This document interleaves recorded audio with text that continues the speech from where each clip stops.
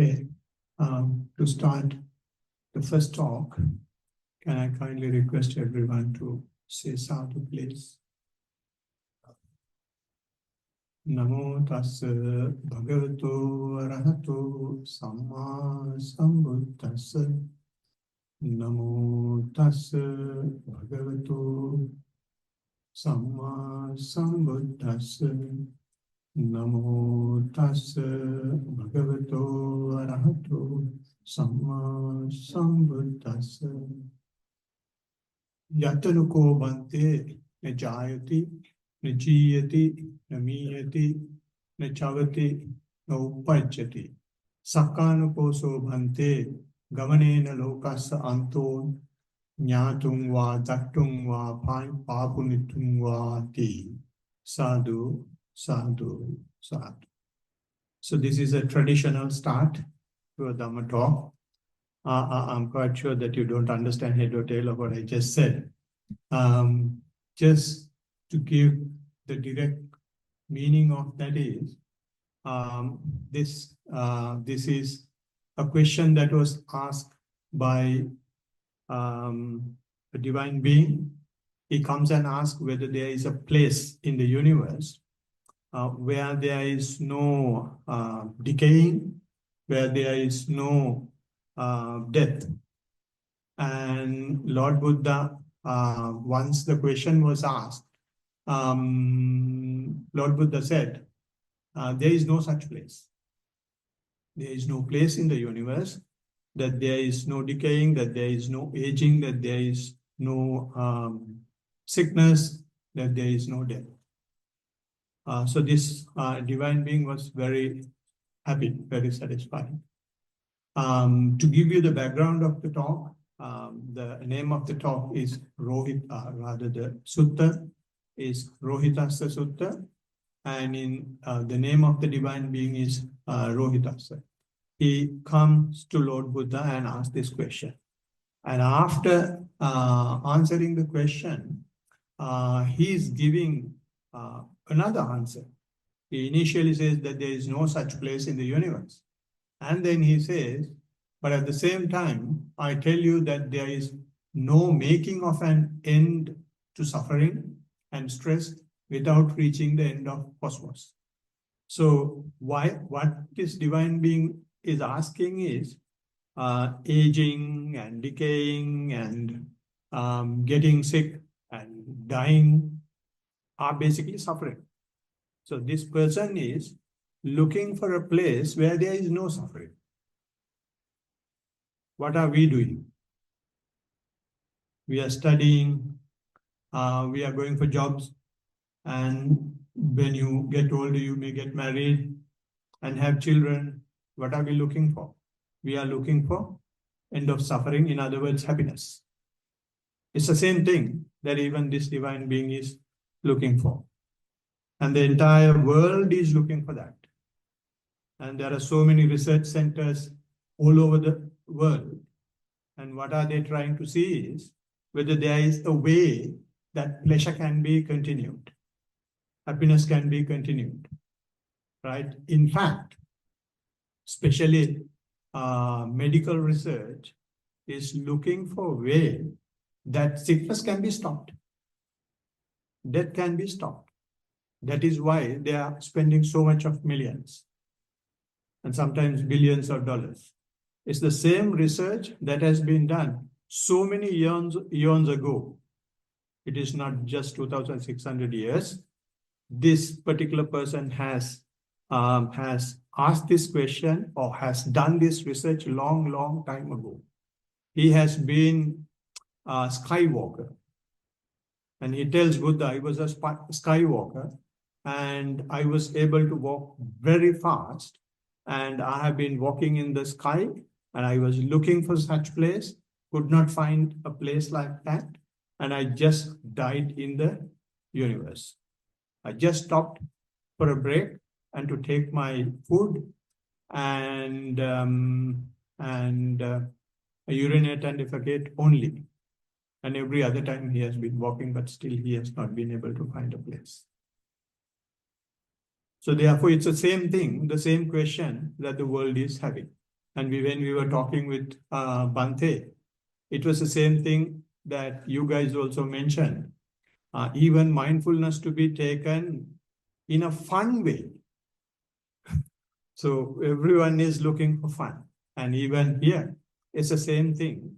And after saying no, the Blessed One says, he says, you can't travel in the cosmos and you won't find a place.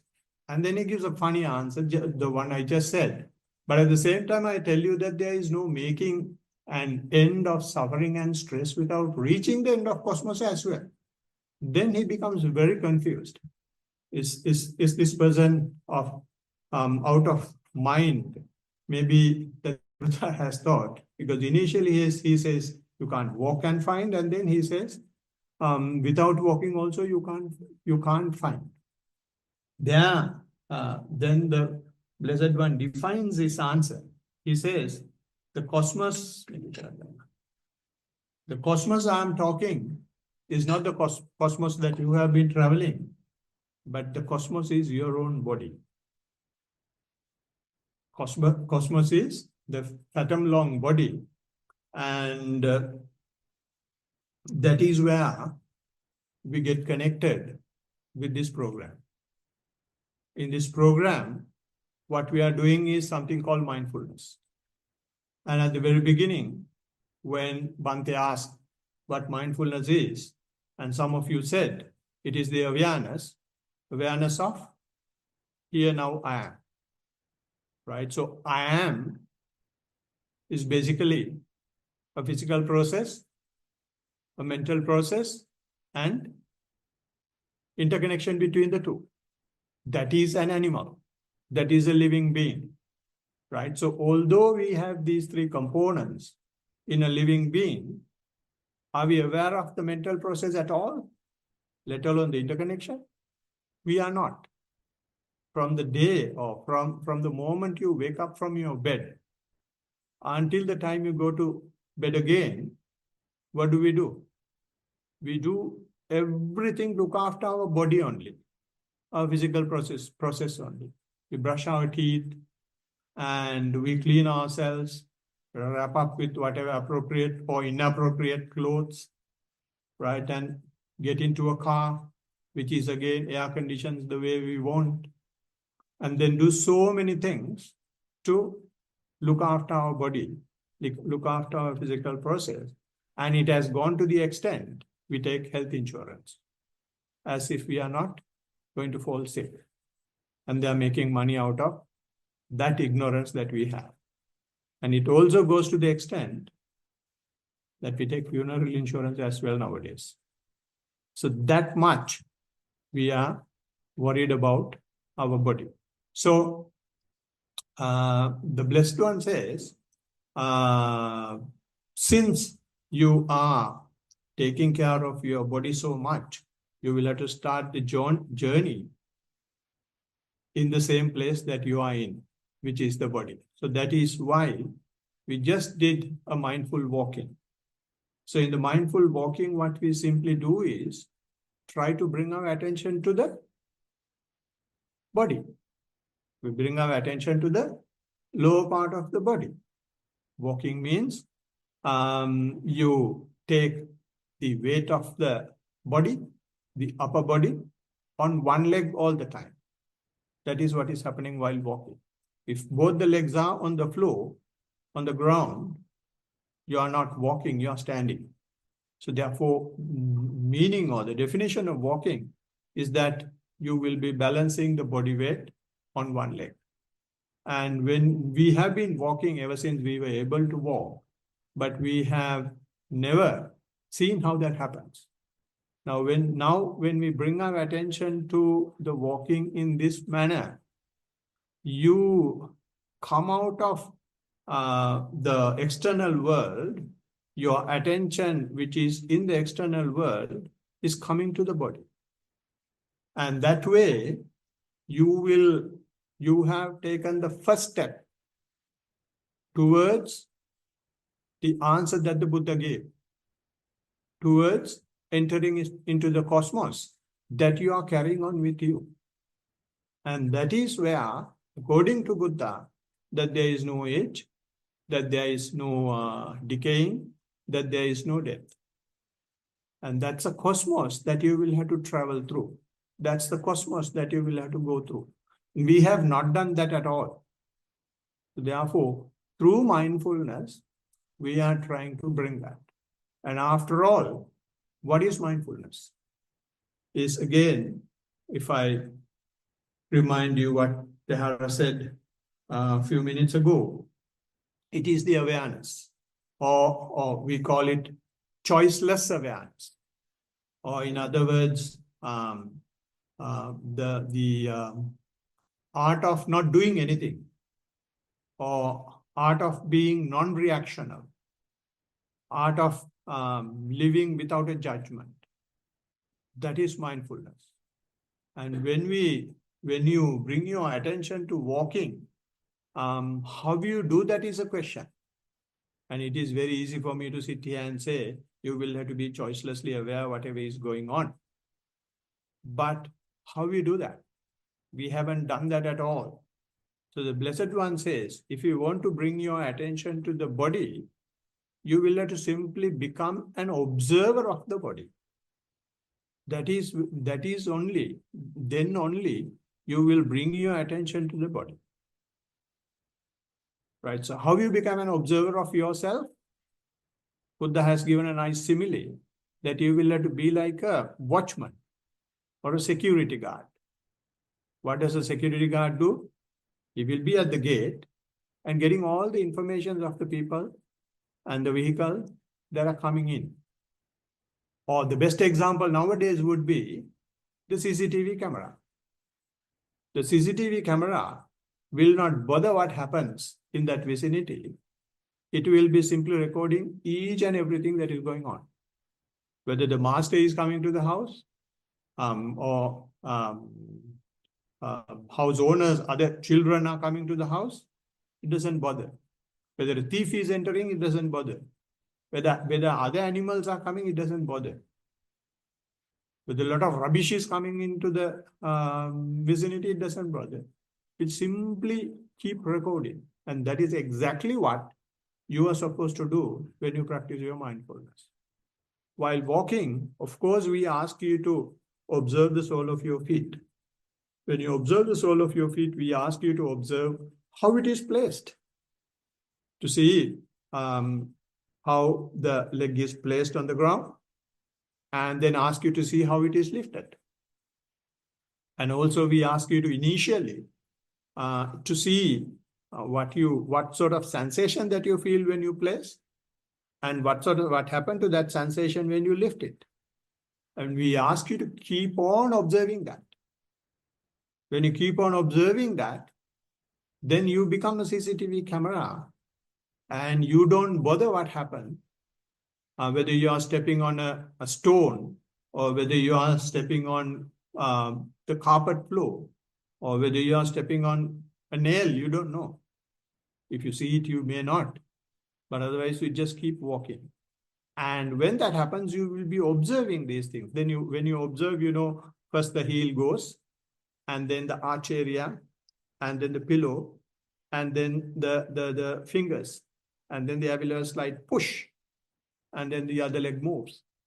And when you observe the lifting, again the heel is being lifted, and in the same order, the leg is lifted. Right? And when it comes to sensation, again, it depends on the floor on which you are walking. You may feel like the hardness or the softness or the coldness or the warmth, right? And any other sensation that you will have, depending on the surface you are walking. So you keep observing all that as long as possible. And that is choiceless awareness. That is good if you can have the attention to the sole of the feet all the time. But that does not happen. What happens is, just after keeping, maybe even before, your mind starts wandering. You may be thinking about all the fun that you would have had during these Christmas holidays. And parents may have pushed you to come here. And a lot of other things may be going in your head, or the movie that you would have watched. or the game that you may have played, right? You may be thinking about those things, the parties that your friends are attending to now, right? So those things are going on. And how you become choicelessly aware now is a question. So this is a place that each and every mindful practitioner must know. When we practice mindfulness, especially when you Google, in the Google mindfulness, and even the mindfulness that is being taught in some of the schools, especially here, mindfulness is if you observe breathing, that is mindfulness. If you observe walking, that is mindfulness. If you do something else and you observe that, that is mindfulness. And please keep in mind, mindfulness is the observation and not the object. This is a grave mistake that is in our mind. It's not a personal mistake of anybody. That is how our mind is conditioned. Our mind is conditioned to hold on to something. So therefore, we try to hold on to the object, or the breath, or the walking, whatever that you do. And if your mind is not there, then you start crying. But if you uphold the fact that you will have to be aware, in the case of awareness, when it comes to awareness, you don't give a damn what happens. You simply become aware of it. You can very well say, yes, I was not able to observe my feet. Instead, I was thinking about this. And then when I became mindful of that, then the attention came back to the foot. Then I was observing how it is placed and how it is lifted. Again, my attention went to a sound. Some birds were chirping, and it was so loud, and my attention went there. And I just kept observing that. Once I observed, when I placed my attention to my ear, then I felt this way. And then once I felt that, again, attention came to the foot, right? Again, after that, there were so many cars going, and my attention went to that. And I became aware of it. And then after some time, my attention came back to the walking. So when this happens, and if you know all what is happening when you are doing your mindful walking, that is mindfulness. That is awareness.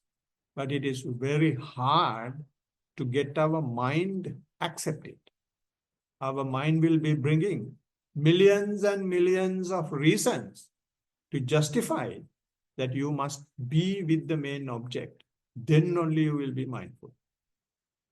That is because we have not practiced mindfulness in our, we will say, before coming here, right? Without taking into previous lives. We have never practiced mindfulness. We have been holding on to things. So therefore, being aware is out of question for us. Always we need to have a reaction. So having a reaction when something happens will come into the picture even when you practice, right? So therefore, I'm repeating that mindfulness is awareness. Mindfulness is choiceless awareness. And when I said that once in Sri Lanka, some people made a counter argument saying, we are already mindful. We are already aware. Without our awareness, how do we live a life like this? And that's very true. We are already aware. We know how to go from A to B without meeting with an accident. You know how to go to school and learn well. You know how to study and get through your exams. And parents know, do a job and earn a way of living. And that awareness is not mindfulness because it is outward. It is extrovert. The mindfulness we are talking here is not that extrovert mindfulness. We are talking about introvert mindfulness. For something to be introvert, it has got to be you, it has got to be now, it has got to be here. And that is why she was saying choiceless awareness of here now I am is mindfulness. So therefore, keep in mind, the technique is given to as an anchor point, as a reference point, to see how your awareness can be introduced into your existence. Unless there is a place to start, you don't know how to become aware. But once you have a place to start, then you know you are unable to be aware of that. And then you can be aware of the other thing that is happening. So in this manner, gradually awareness will be introduced into your life. And then you will be basically mindful all the time. And the Bhante was asking unmindful situations. And if you talk about unmindful situations, if you know that you are unmindful, is it unmindfulness? It is awareness. So when you become aware, there is no question of unmindfulness coming into the picture. We say unmindful only when we don't have the attention to what we are doing when something else is happening. And I just wanted to tell him yesterday, when I wanted to brush my teeth in the night, both cream and the toothpaste was together. Both were white. I just took the cream bottle and put onto my toothpaste. And immediately after putting into the toothpaste, I felt that it is not the right thing. And then I looked at the tube. Yes, it was not toothpaste. It was cream, UV or something, some cream that you have.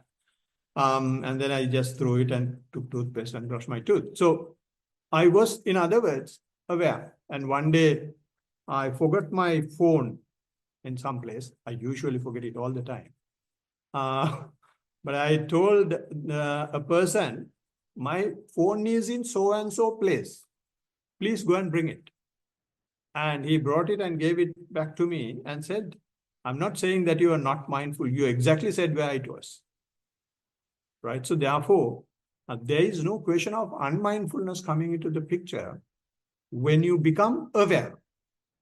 But if you try to hold on to what you do, because when in a given moment, how many things are happening? In a given moment, billions of things are happening. So when so many things are happening in a given moment, if you try to hold on to one thing, then you are creating tension to yourself. So if you let anything happen and you just become an observer, you just become a CCTV camera, there is no tension for you. That is why we bring a mindfulness to our young generation, because it took so many years for us to at least get introduced, and nobody introduced it to us. It was, in my case, it was my own urge that I came into mindfulness. And Bhante told his story, right? But in your case, you are so fortunate. Maybe you may not like it now, but I'm 110% sure, and it is very pessimistic, 200% sure that you will appreciate this in due course. Because I have two kids. Before ordaining, I had a life, married life and family life in Australia. And my kids were introduced to mindfulness very early stage. And my son is about 32 now, and the daughter is about 28. And they did all nasty things. I'm not going to mention to you, and you know yourself, right? And since the mindfulness had been introduced to them, they took a very big U-turn in each and every obstacle they had. And when my son, when he just turned 20, just left home, and leaving home is a usual thing here, but sometimes not in our culture. So therefore, my friends were very shocked, and everyone was giving a lot of advices to me, go and talk to him, do this, do that, and all that. I said, no, there is no need for me to do that. I have given him the best I should give him as a parent. He has gone. I definitely know. You don't panic. He will definitely come as a better person. And for his 21st birthday, he was back at home. And ever since, it was very hard for me to chase him out of the house. And he was at home and all the time. But what I'm saying is, so once the mindfulness is introduced into your life, you have an alternative to go to when there is a problem. And in this society, what happened is, especially you guys, you don't have an alternative to go to. So you go to the pub, you go to drugs, you go to all sorts of other things. And you know what is happening in the society, there is no need for me to tell you. But if the mindfulness is introduced, because all what you are doing is, you are not trying to look for danger. You are trying to look for happiness. And you think, these people, these old people have not done these things. Why shouldn't we do it and look for happiness in that? But by the time you realize, it may be a bit too late. But if you have this opportunity introduced and embedded in your system, there is no need for anybody else to come and tell you. You have a mirror for you to see yourself. That is what mindfulness is doing. Mindfulness is a mirror to see yourself. And when you see yourself, you know which place should be applied, what cream, how the hair should be combed, and all that because you see your own mistakes. And then you rectify them. And that is what is happening when you practice mindfulness and when the mindfulness is in your daily routine and advance and improve on mindfulness. So that is why when you have a U-turn, when there are things going against you, in this case, this divine being is taking the extreme things going against you. Aging is going against you. And that is what is happening to us now, especially to me. We are aging. And with the age, sickness is coming. And that is. And when we have these problems, we are not crying. We are not going for health insurance and that insurance and this insurance. I haven't had health insurance at all in my life. And when I told my friends, and they were astonished to see, because everyone is having some health insurance. So since we are aware of ourselves, since we are ready, since we have an alternative to be happy, there is no need to be scared of things. And you will be scared of things when there is no alternative to be happy. And that is what mindfulness is giving. And therefore, you are very lucky in that sense. And our teacher, Bhante Dhammajiva, has seen this few years ago for your luck. And that is how this group is gathering here. And if he had not introduced that concept of mindful school, and I wouldn't have been teaching some of you here, and only the adults. And if your parents teach you, you will never learn because you don't want to listen to parents. It's not that it is you are stubborn. It's the nature of kids. When we were kids, and especially growing, I'm giving you some tips. Especially when we were growing, we never listened to our parents. We did what we wanted. That's how you develop yourself. If you always keep doing what your parents are doing, then you will be a grandfather or grandmother, not them. Right? So you, to some extent, you go against them. And with that, you develop your own confidence. And sometimes you make mistakes in that. When you make mistake, now you have an alternative to turn to. You have the alternative to see for yourself. So you will detect that you are taking a wrong step at a very, very early stage. But you all may have heard other members of 9/11 coming back to Australia. So you will not go to that extent if you have been mindful. So this is the advantage of being mindful. And another reason, if I may say, why you should be mindful is this is the only thing that you cannot experience. When you are mindful, only you can reach to an experience. In order for you to be happy, you should experience it. When can you experience? Now. Experience should be of yourself. But where is our mind? Sometimes even now, when I'm talking, your mind may be somewhere else. Your body is just here. So that is how we have been living in the universe all this time. And therefore, we all the time miss that point, that tiny point called now. When we miss that, we miss the experience.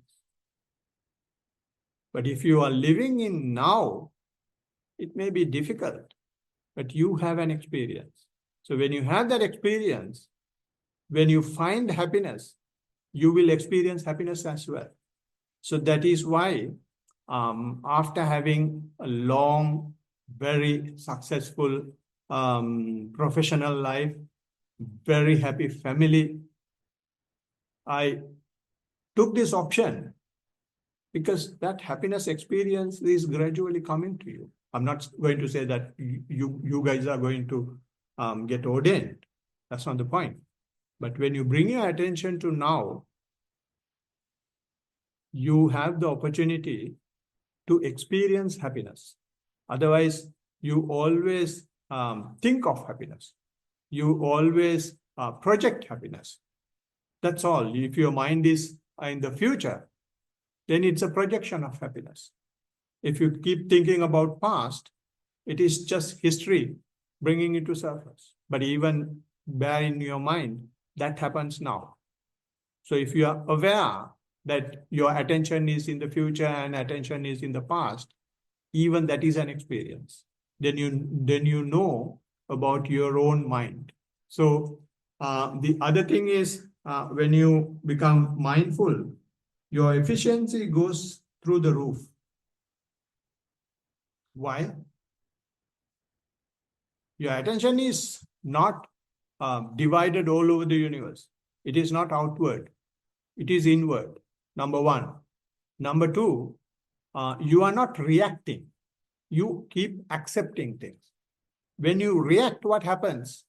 You say something is not good, you say something is bad, and which creates negativity, which creates friction. But instead, if you accept, even if there is a bad thing, even if there is a hard thing, that friction is taken away. So when the friction is taken away, you are energized. You are re-energized. You conserve your energy, right? So when you conserve your energy, your efficiency naturally comes. There is no need for you to specially do something special to become efficient. Just accept that particular moment. When you accept that particular moment, then you will become efficient. And I'll just give you one example. When I was working, I changed my job and a new position was taken. And they gave me loads and loads of work. And I just go to office, open up the computer, and as soon as I open up the computer, as soon as I start punching in, I tell in my head, working, gets into the mode, and I keep working till the lunchtime, go for lunch, go for a walk, come back, again start working, get into the mode, keep working. I, about 15 minutes before the office finishes, I get up and go. Work done. And after 2.5 years, during an appraisal, they said, we had given you more work that you can do, but you did meticulously. I told them I never felt. Because when we work, before starting the work, we fight with the work.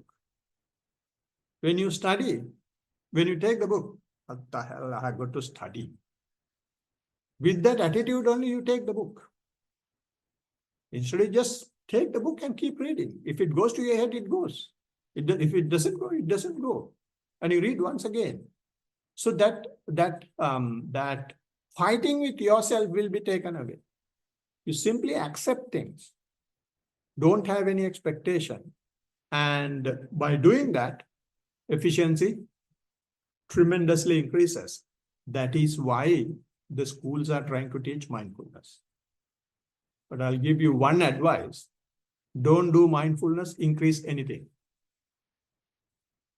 Learn mindfulness as an art of living. It is not to achieve anything. It is a human right, as my teacher says. We being humans, we only can do this. Animals can't. Although both human beings and animals are doing the same thing. We eat, they eat.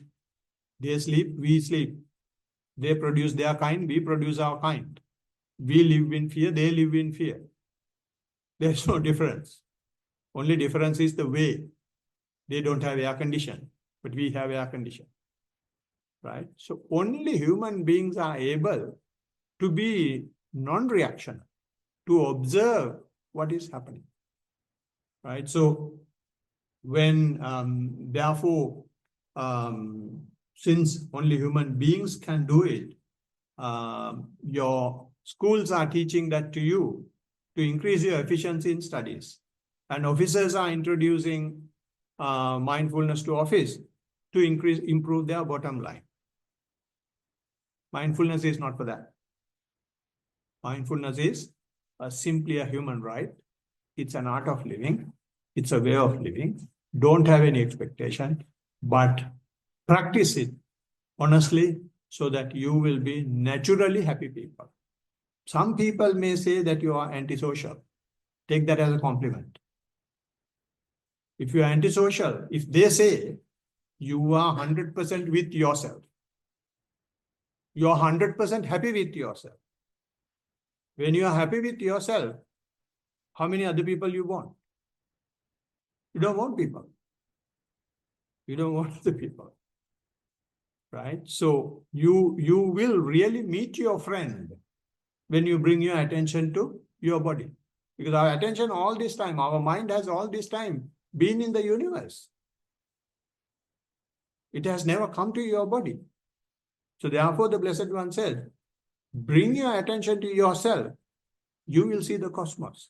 So when you see the cosmos, there is no need to see cosmos anywhere else. Right? So you will be naturally happy. And that will naturally bring the efficiency. So this way, when you see yourself, you naturally become happy person, means you become a purified person. I have so many examples in my teaching of mindfulness. So many examples of bad people turning good people. And give a very simple example. There was someone, I'm not quite sure whether these are appropriate or not for your group, but since you all are above teen, I'm going to tell this anyway, because this is supposed to be youth group. So I'm considering this a youth group and you guys should hear this, but those are not serious things. Anyway, I have more serious things than that. There was someone who was addicted to liquor, and he practiced with me in Melbourne. Don't worry, not very far. He, on the very first day of teaching, he told me, I don't think I'm able to do this. Every evening I have got to take 2-3 shots. I said, doesn't matter. You keep doing that and be mindful of that.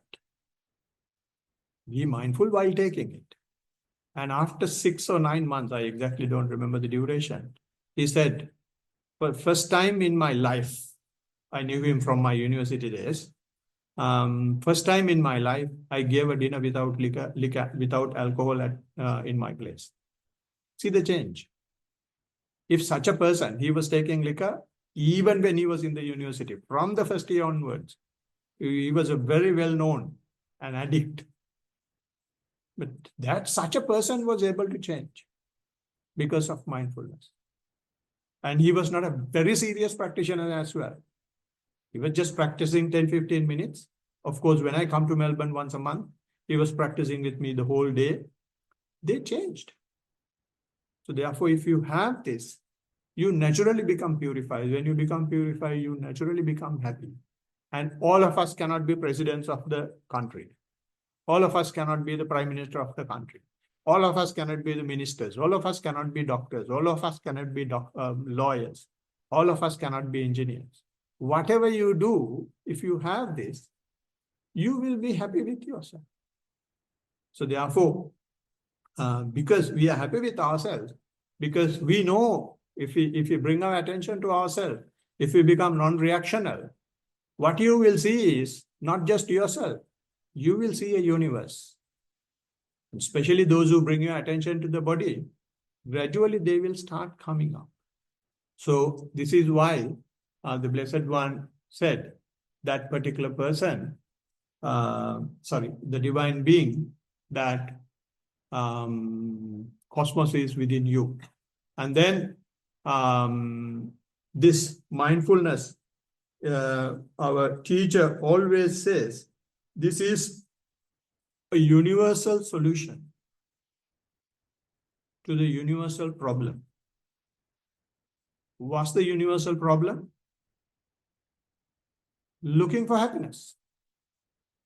Each and every living being is looking for happiness. But they don't know how. Doing so many things. And after doing so many things, each and every time, when they simply change the model of the car, they say it is improving. And they think the happiness is coming. And we also running behind and sell the old car and go for the new car. But have you ever been happy? Have you ever stopped buying another car? No, it keeps going. But if you become mindful, that rat race will gradually, you will feel that we are in a race, that we are in a friction. That does not mean that you should stop everything and keep your right hand on the left and close your eyes and have a straight spinal and observing your breath. You simply become aware and do what you are doing, but without agonizing yourself. And when you do that, that universal problem is solved. Looking for happiness is coming to you. So therefore, there is, when that is possible, when that universal happiness or the universal problem is solved, how it becomes universal is because we are not giving a huge recipe to be happy. What do? We simply bring our attention to the body. Is there anyone who is not having a body? Everyone has. Irrespective of the male or female, irrespective of whether you are young or old, irrespective of whether you are Buddhist or otherwise, irrespective of whether you live in Australia or Sri Lanka, absolutely no discrimination. So people are talking very high and big about discrimination. This is the only thing that does not have any discrimination. So, therefore, it is so universal. So universal. Therefore, it's an answer for a universal problem. And but even this has been taught by Blessed One to his followers. Unfortunately, at least his followers are not doing, let alone the other beings. Even his followers are not doing. They do everything else except mindfulness. Everything else will be done. But mindfulness will not be done, even by the followers. I was also in that category.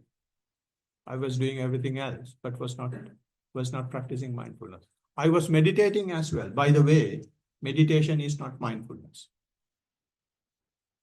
Meditation means you grow. Meditation means you cultivate. What you grow or cultivate should be mindfulness. Instead, a lot of people, what they do is they grow, cultivate the technique. They grow, cultivate something else. But whatever you do doesn't matter. You can have any technique, but there should have a point that your attention comes to the body. And then from there onward, you maintain your awareness. So this is what the Blessed One says.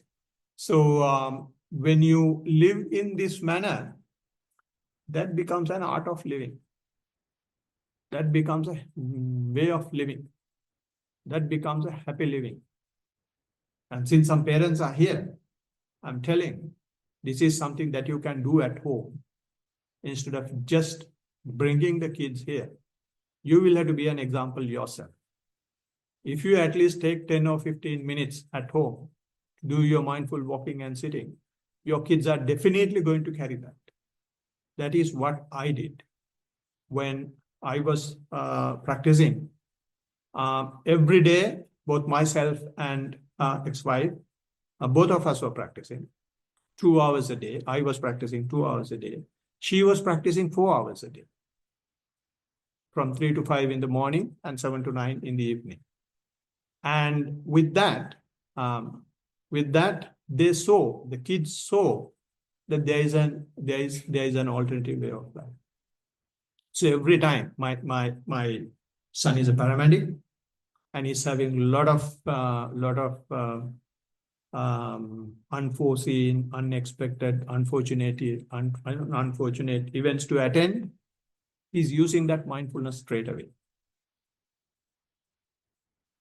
So maybe some of you are planning to become doctors, and doctors, after treating patients, they will have to go to a psychologist on the way.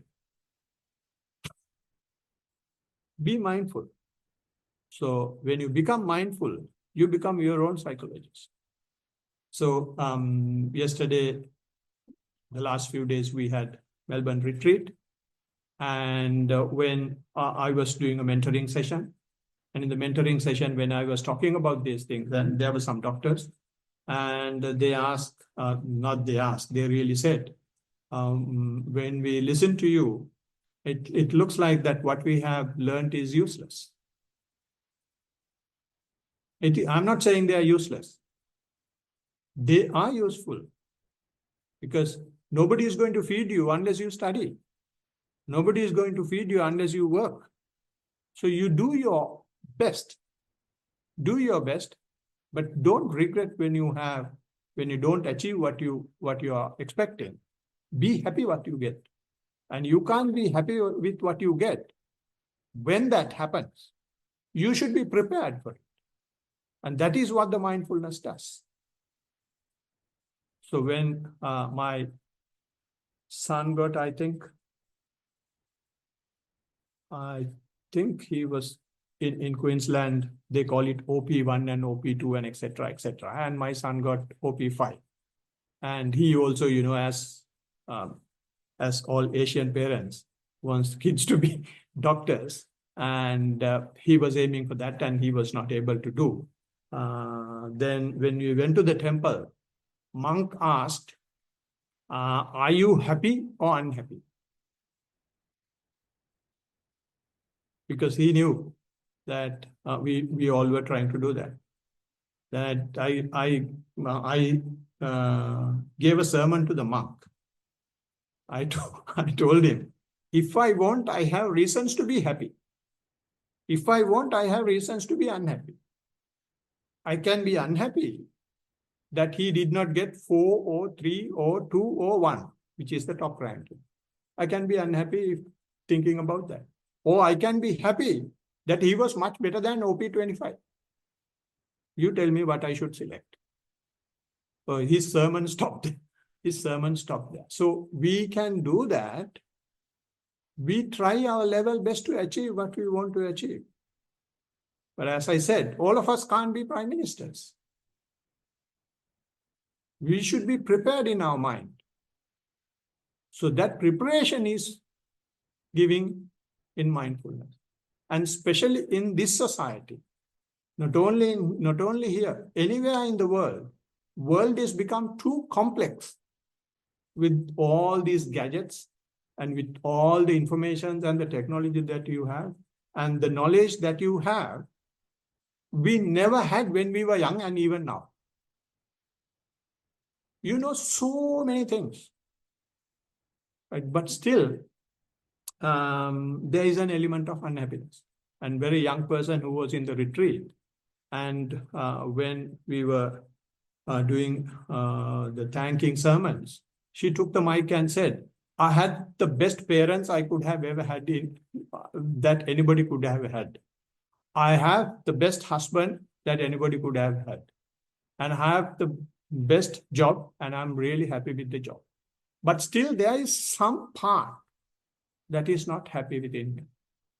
And I'm grateful to you, Bhante. You came here and taught us mindfulness. So that person has voluntarily come. And in your case, you have got to be happy. You have parents who understand the value of it, irrespective of whether they practice or not. So at least they are giving the gift. Don't worry whether they are practicing or not. Take 5 minutes. I'm not asking much. Take 5 minutes a day, walk for 5 minutes, take 5 minutes a day, sit for 5 minutes. That will do wonders. I did that when I was about 32, 33. It took such a long time for me to start that 5 minutes. But now, and that was not mindfulness as well. That was something that I read in some book. But in your case, you received the gem, cut and polished. You will have to wear it only. Right? So I think I'm not confusing you. I'm not confusing you. I'm not discouraging you in any way. This is what mindfulness does to you. And you should have, if I give the summary, just take home message is mindfulness is awareness, no matter what happens. And if you do that, you will have an answer for everything. So with that, all the best of luck for the rest of the days and for the practice. And I think now the timetable is to have, for you to have your light dinner. And then tomorrow morning, according to the timetable, we will do a mindful walking.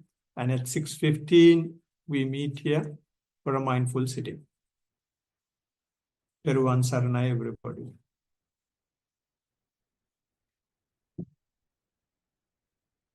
Peruvan Saranai Zoom.